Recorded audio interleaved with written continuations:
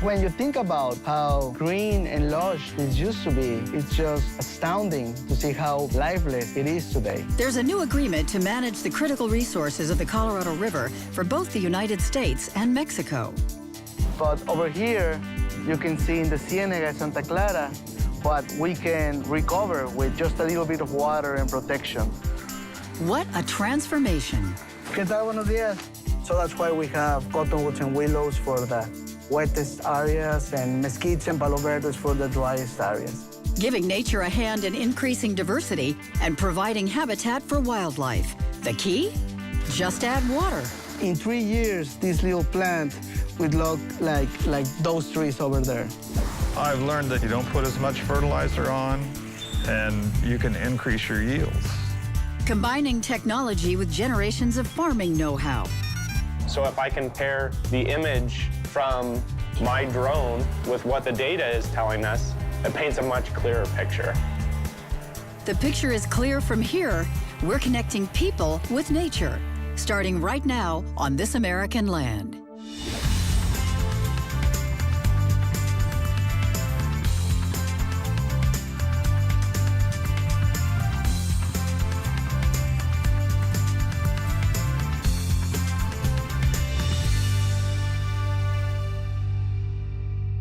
Hi, and welcome to This American Land. I'm your host, Ed Arnett. We've got some exciting news stories for you today about the conservation of America's natural resources, our landscapes, waters, wildlife, and the people that are dedicated to conservation across America. Today, we're following the Colorado River all the way to Mexico, where it joins with the Sea of Cortez. There's a new agreement between the United States and Mexico on sharing the river's water during times of drought and surplus, and on dedicating water to the environment, restoring flows and habitat along the river and at the delta. The Colorado River is the lifeline of the West, in the United States and also in Mexico. It's one of the most iconic rivers in the world. It runs through the Grand Canyon, but it also gets into Mexico and creates this wonderful delta. This is the Colorado River coming from the United States, and we're on top of Morelos Dam. That's the state of Arizona in the United States, and that's Mexico.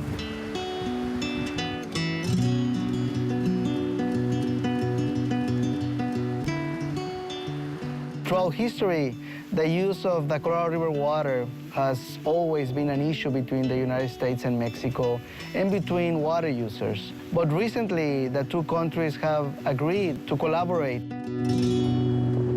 Recent changes in the agreement between Mexico and the U.S. are important because it establishes a whole new level of cooperation between the two countries for managing the resources of the Colorado River during times of drought and during times of surplus. One of the most important parts of this new agreement is that it dedicates water to the environment, to river flows, and to restoring habitat in the delta.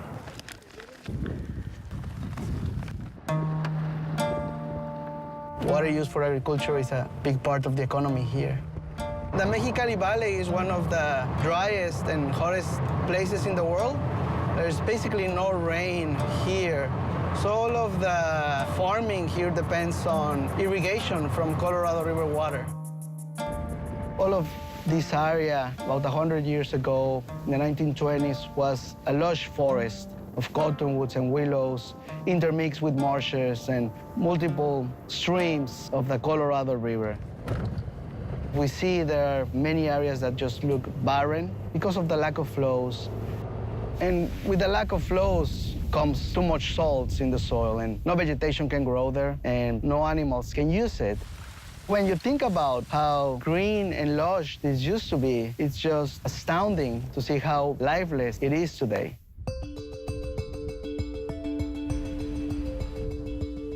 We're standing at a tower here in the Ciénega de Santa Clara that overlooks this landscape. We're in the lower part of the Colorado River Delta in Mexico, and you can see this is a barren area that has been heavily impacted by the changes in the Colorado River Basin. It's a desolate landscape with very little value for wildlife or for people. But over here, you can see in the Ciénega de Santa Clara what we can recover with just a little bit of water and protection. Now we are navigating through the marshes of the Ciénega. The Ciénega de Santa Clara, it's a wetland of about 40,000 acres of lagoons, cattle marshes, and mudflats. It's agricultural return flow coming from Arizona, from the Yuma region. Originally, it was part of the deliveries to Mexico, but Mexico didn't want this salty water for farming. It was killing the crops. So it was agreed between the United States and Mexico that this water would be directed into the delta and into the sea. And in that process, the water came into this particular spot and accidentally restored the Ciénega Santa Clara.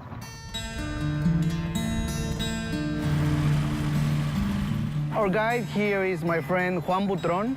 He is the first person to observe the rebirth of this wetland. At first, they were concerned that maybe it was going to flood everything and damage their fields. But then, yeah, they realized that it was not causing any damage. The vegetation started growing just like 2 or 3 years later. It was all natural regeneration. And in about 10 years, it got like the shape and size that it is right now. For the local communities here around Ciénega, this has become a really important place in their economy in terms of sport fishing and hunting. Also, it's a great stopping and wintering spots for migratory water birds. 300,000 birds every winter that come here to this region. There are communities along the Colorado River in Mexico that haven't seen water in their river for many decades. A few years ago, as part of the previous agreement, there was a pulse flow in the delta. And the pulse flow is a big volume of water that went all the way from the U.S. border to the Sea of Cortez. It reconnected the river to the sea. And when the water flowed down the Colorado River for the first time in decades, the communities came out in force and had big parties. San Luis Río Colorado nace exactamente por estar. The town of San Luis Río Colorado was established here because of the Colorado River. Without the river, there would not be a town here. His name is Enrique Reina Lizarraga. He's the mayor of the town of San Luis Río Colorado, Sonora. Todas las áreas de la República Mexicana y de muchas partes del mundo. People from all over the world that have come here and that create this diverse town. Una actividad importante en materia agrícola. The river is most important for the economy in the region, especially for the agricultural areas, and he hopes that we can regain that life of the river back for nature itself, but also for the identity of the town of San Luis.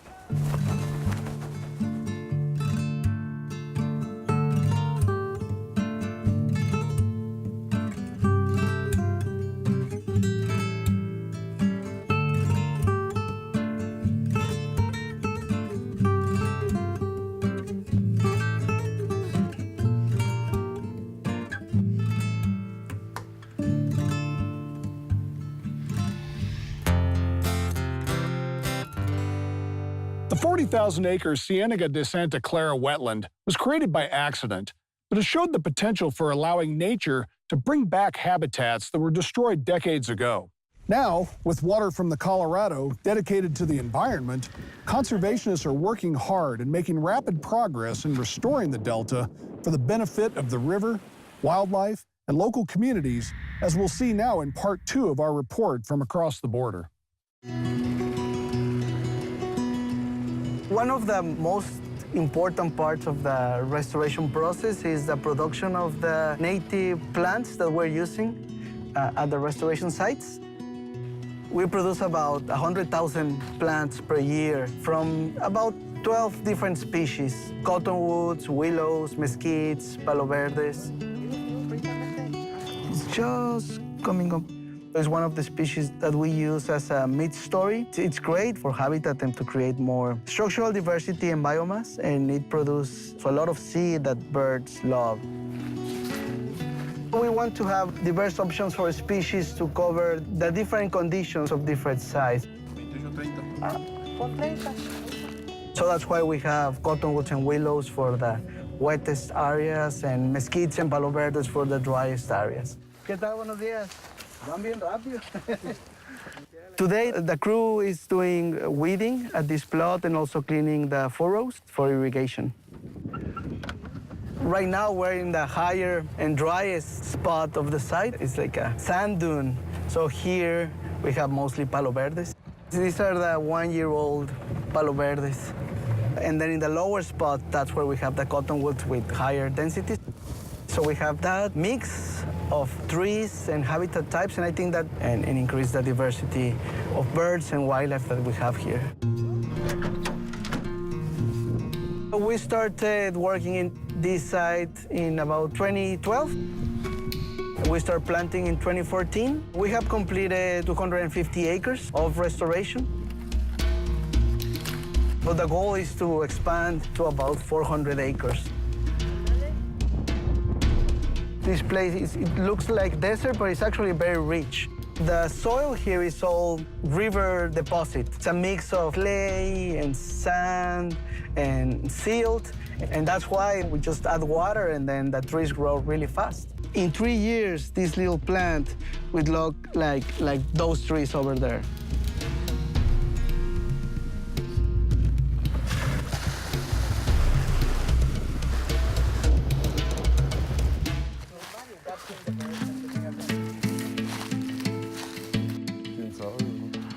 One of the key elements that we do as part of the big restoration vision is science and monitoring. We're capturing birds with mist nets and then banding them and identifying the species, their age, their sex, their condition. All of the guys you see here doing the monitoring, they are from the local community, and they started with us about 15 years ago. 3 different species in a net, so that's pretty good. Yeah, he's doing fine. It's a cool bird to have here in winter. You can see there the crown. We put it in a little bag. We take them to the processing station.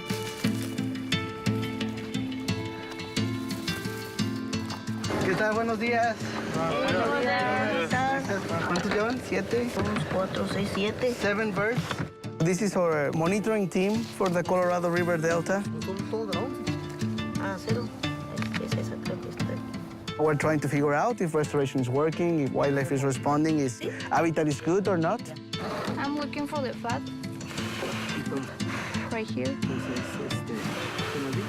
Yeah, so the fat shows the body condition in this part. This time of year, they should be like with a little bit of fat so that they are eating and collecting fat. So that's also an indication of how good a site is.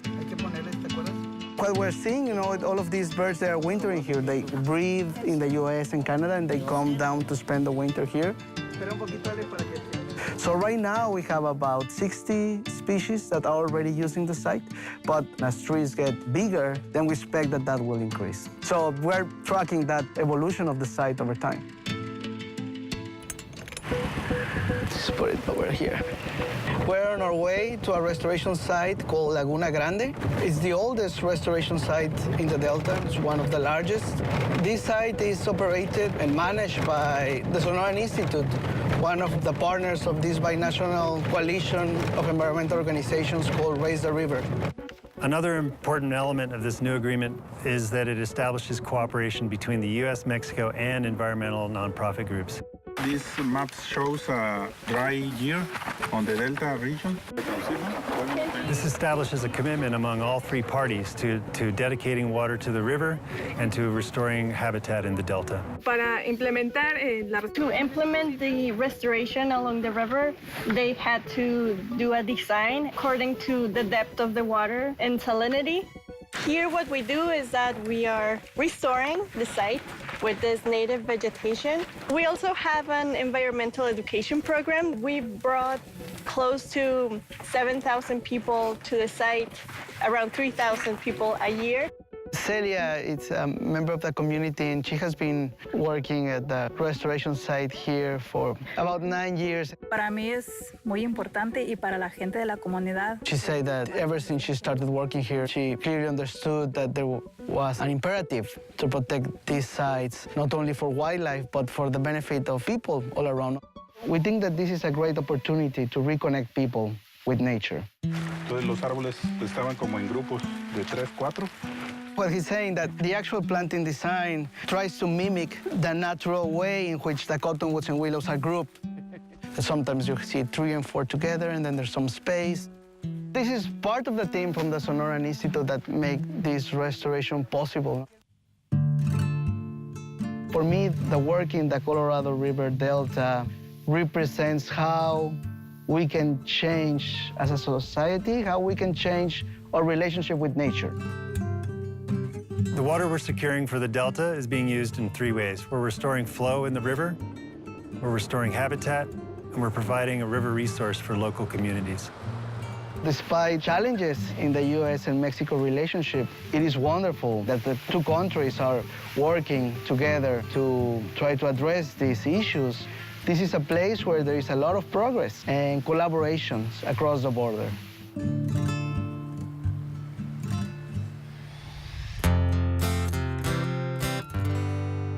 Now we go to Illinois to meet someone on the leading edge of a new wave of farmers that are using the latest technology and smart conservation practices to grow more in their fields using less fertilizer and pesticides.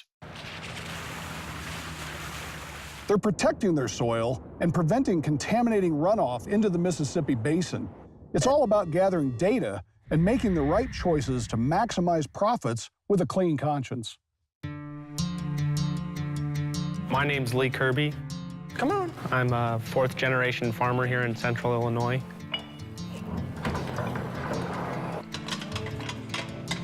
Hey there, come here and see me. My dad farmed until just 2 years ago when he retired and I took over. I didn't raise Lee to be a farmer. He was really interested from the time he was born, I guess.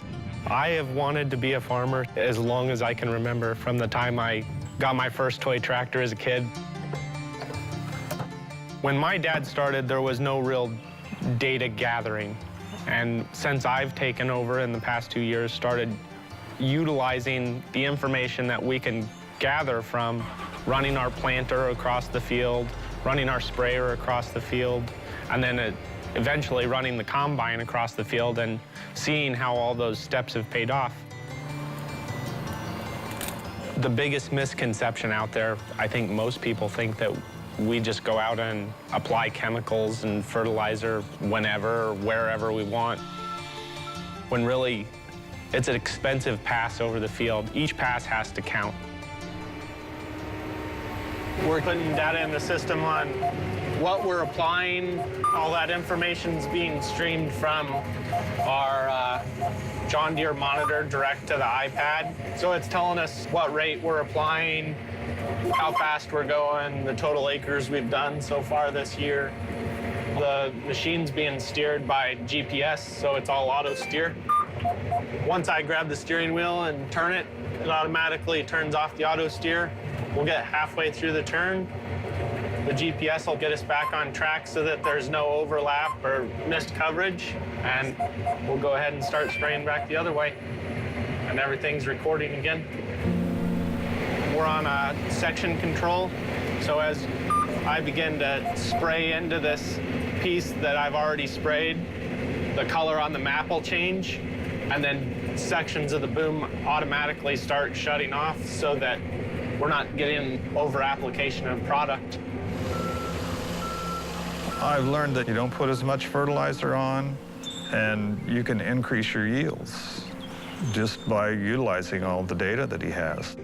When I started, we always plowed, which just turns the soil upside down, but there was a lot of erosion. Our most important commodity on the farm is our soil. And we're losing soil at such a rapid pace. This is the bottom of what used to be an old pond. Then we have this 3 feet of really nice black dirt from years of plowing and water runoff that all collected down in here. Should be up on the farm where it's making us money, and it's gone, and you'll never get it back.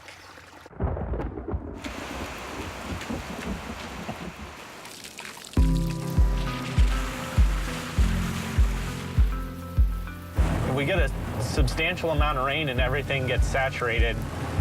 If the ground doesn't have any cover crop whatever runoff is coming off the field is taking soil with it. Whatever was attached to that soil particle as far as fertilizer or chemical is leaving with it. Now it's in the creeks, the streams, rivers, and we didn't feel comfortable with the way things were headed, so we made the shift to no-till and cover crops and haven't looked back. Steve Kopp is one of my partners in farming, and we're going to see him right now.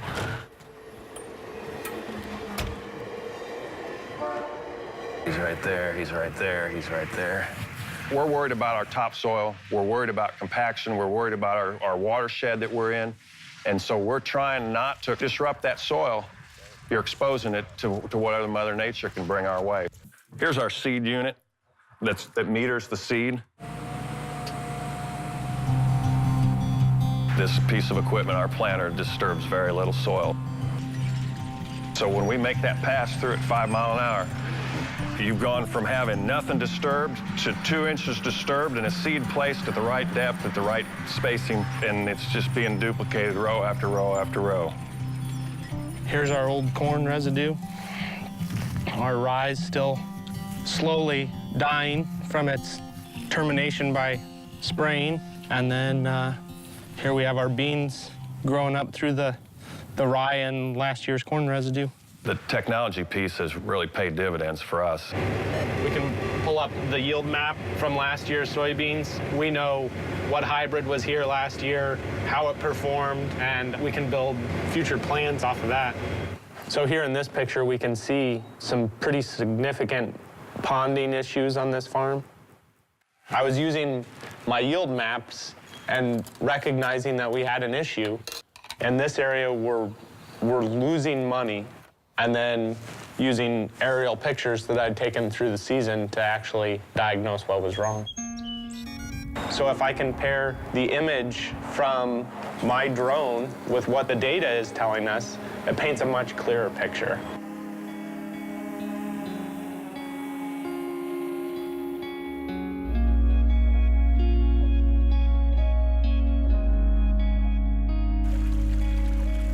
What we have coming out of these pipes is all the subsurface drainage off our fields.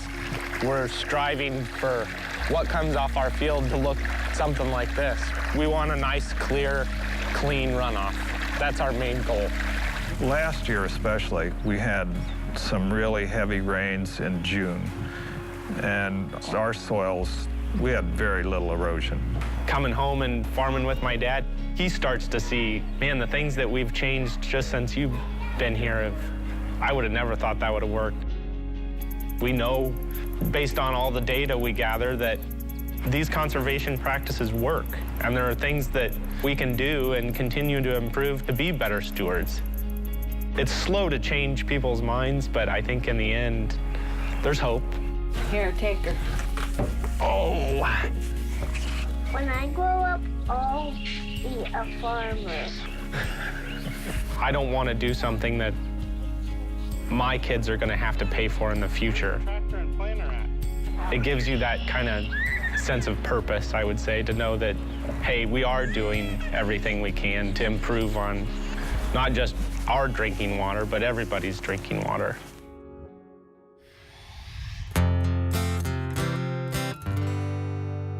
Now, here's a look at stories from our next show. Our wildlands are disappearing really quickly. The desire for people to build here, live here, has put so much pressure on through rampant development. So many diverse communities have had a voice. So we have snowmobilers here who may not have the same interests as hunters, who may not have the same interests as Nordic skiers, who also may not have the same interests as mountain bikers. And they use different types of terrain and different places, and all of that input needs to be considered. This public land is your land, it's my land. I like it to stay that way. Military veterans fight for protection of these wild lands in the heart of the Rocky Mountains, and it helps keep them strong, too. It gives us a place of solitude. It gives us a place to reflect on the issues we may be having, the readjustment back into civilian life. It's great to have wilderness volunteers because a lot of these people are taking time out of their lives, and it's great to see people restore this beautiful place and this beautiful watershed. How did it get here? Like most invasive species, Russian olive was brought over for erosion control. The problem with invasive species is they outcompete all of the native plants. Where these other plants are much more adapted to it, they work with it, they rely on the soil. This one just comes in and kind of takes over the soil. And it totally disrupts the natural ecosystem that has evolved for millions of years. Within the Navajo culture, water is life, and so it's very important, at least for me, to keep myself involved within the natural environment, especially in the sense of water. Here we go. Russian olive has long thorns. I'd say the most difficult part of killing Russian olive is not getting stabbed. This pesky invasive plant fights back, but it's no match for this cavalry. That's next time on This American Land. That's all for now, and thanks for joining us. We'll see you next time on This American Land. For more information about this program, visit thisamericanland.org and like us on Facebook.